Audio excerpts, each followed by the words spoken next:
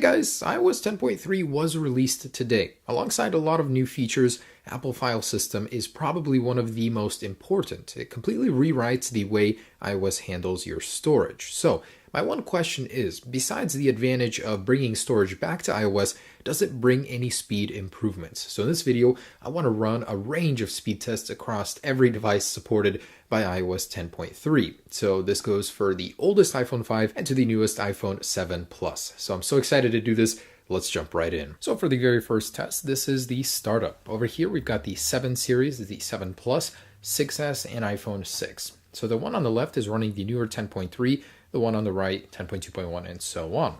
Anyways, here we go in 3, 2, 1. So they're all connected to the same power bank. And as you guys can see, pretty much starting up somewhat at the same time. But I personally think that 10.3 would start faster because of the optimizations to storage. Oh no, 10.2.1, 10.2.1 over here, and 10.3 is still starting up last. Now on the iPhone 6, 10.3 started up first.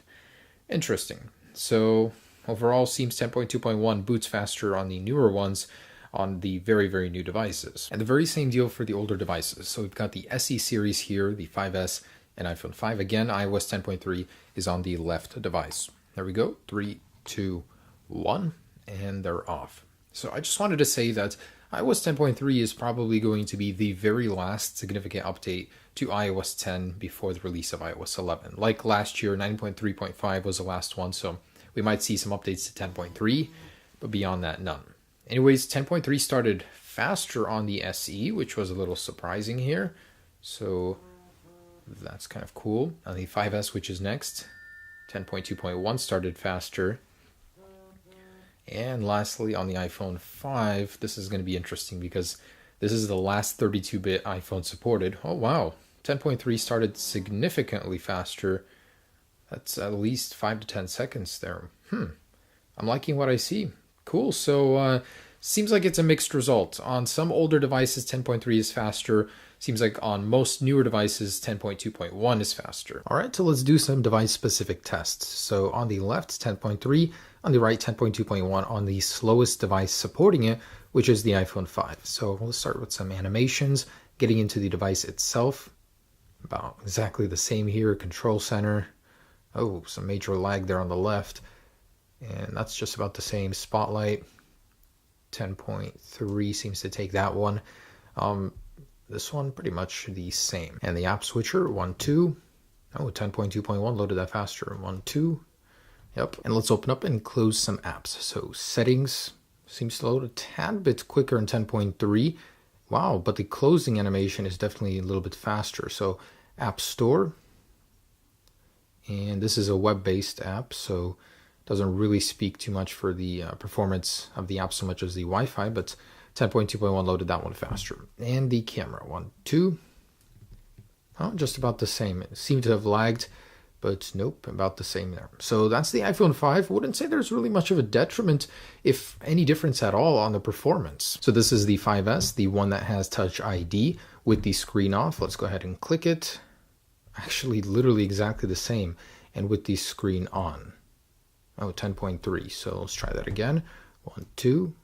Yeah, 10.3 with the screen on seems to unlock faster.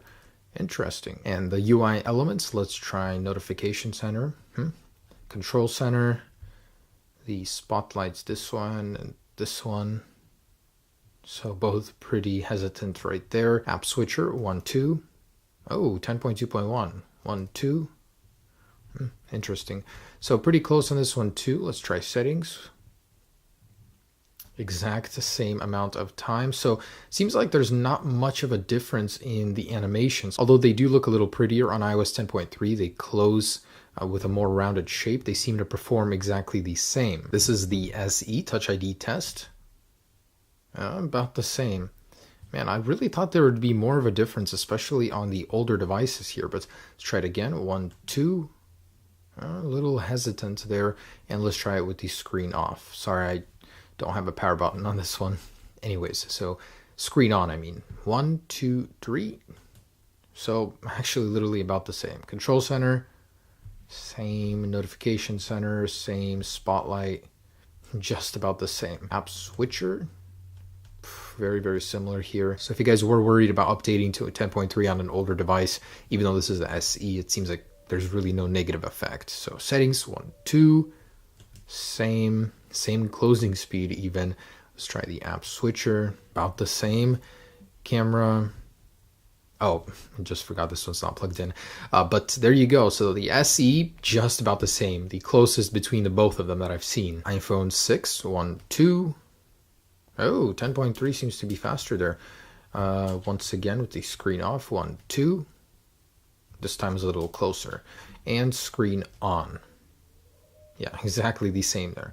Control center, whoa, what is going on there? Notification center, just about the same. Spotlight, both pretty good. And the app switcher, 1, 2, just about the same. Settings, 10.3 loaded that a fraction of a second slower. App switcher, just about the same. So, man, what a close test between both of these. 10.3 was a little slower here.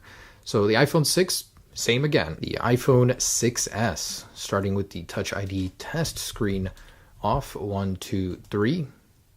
Same. Screen on, 1, 2, 3. What? This is literally like a mirror copy here. So control center, notification center, spotlight. Ooh, very, very responsive here. So the newer devices, the closer it seems to be from 10.2 to 10.3. Let's try the app switcher, 1, 2. Very, very similar here. Clear all of this up and jump into settings. Same. 1, oh, 10.3 loaded that one faster. That's the 6S, very fast, nothing really to report. And the one I've been waiting to see, this is on the 7 Plus, which is my daily driver. I'm very curious here how it differentiates on the newer firmware. So, screen off, Touch ID, 3, 2, 1. Mirrored, pretty much identical. Screen on, 1, 2, 3. Yeah, so literally no difference there. Control center and notification center, just about the same. Spotlight, yeah, there's like no difference here. App switcher, 1, 2.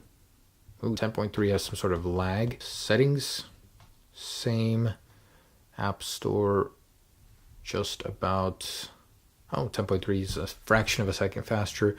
Camera, 10.3 loaded that significantly faster. Wow. All right, so that is the iPhone 7 Plus. So on a UI animation level, really, there is almost no difference. I would go as far as to say that it's exactly the same. So Apple doesn't seem to have made any changes there.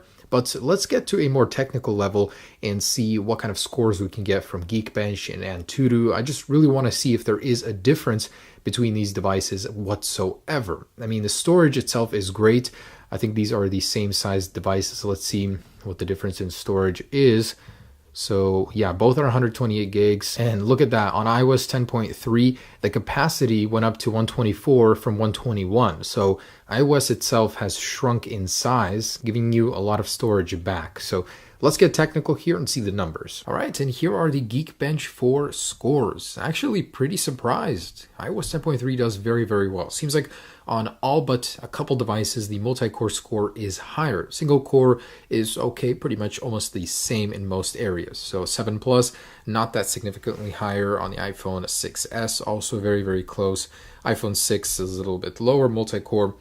Going all the way down to the iPhone 5, the multi-core is a lot lower than the other ones. So overall on the iPhone 5, I would say 10.3 is a downgrade from all of these tests that we've run. So overall, pretty close, but there's one more test I wanted to run, and that's the Antutu benchmark that tests GPU performance as well. And here's Antutu, so a little hard to see, but significantly lower on the newer devices. So this one's 10,000 below, this one's about 13,000 below. On the older devices, the scores are just about the same. So Antutu seems to report that graphics performance is lower on 10.3. All right, guys, so there it is, iOS 10.3. The conclusion I have achieved at the end of this video is essentially that iOS 10.3 is almost indistinguishable when it comes to performance from iOS 10.2.1.